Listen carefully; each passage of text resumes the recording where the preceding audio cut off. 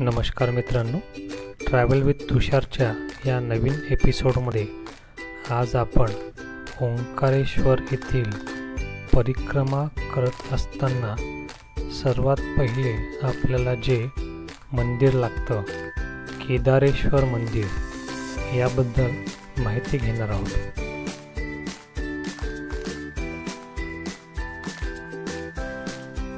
ओंकारेश्वर येथील मंदाता पर्वताची ज्यावेळी आपण प्रदक्षिणा सुरू करतो त्यावेळी सुरुवातीला हे मंदिर लागतं.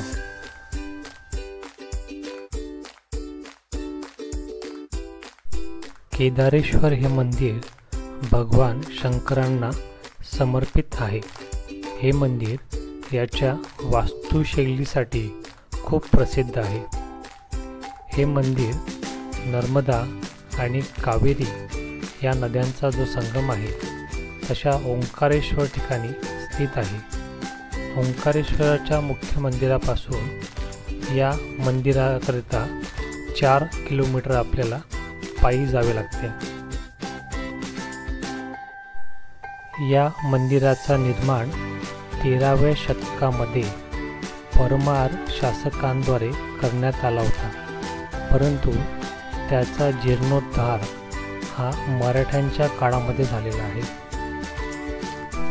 भूमिज शैलीमध्ये या मंदिराचा निर्माण झालेला होता, ज्यामध्ये गर्भगृह, अंतराल आणि मंडप अशी योजना या मंदिराकरता करण्यात आली होती. परंतु सध्याच्या काळामध्ये त्या ठिकाणी फक्त गर्भगृह व अंतरालच आहे. गर्भगृहाच्या मध्यामध्ये शिवलिंग तसेच बाहेरच्या बाजूला नंदीची स्थापना करण्यात आलेली आहे.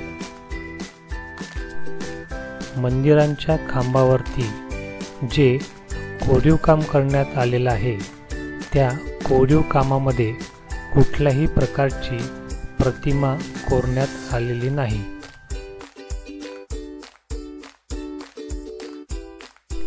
मंदिराच्या माथ्याच्या बाजूला गणेशाची एक लघु आकृती काढण्यात आलेली आहे. मंदिराचं शिखर हे नागशैलीनुसार केलेलं आहे. केदारेश्वर मंदिर हे उत्तराखंडमध्ये असणाऱ्या केदारनाथ या शंकराच्या मंदिरासारखेच हे मंदिर आपल्याला दिसते. ओंकारेश्वरला परिक्रमा करत असताना या मंदिराला आवर्जून भेट द्या.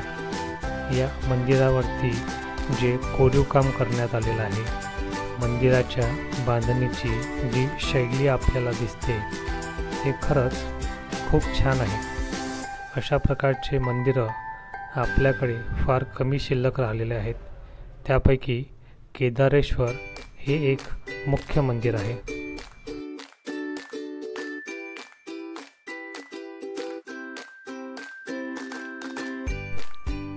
आपण सर्वांनी हा व्हिडिओ इथपर्यंत संपूर्ण पाहिला त्याबद्दल आपले खूप खूप आभार.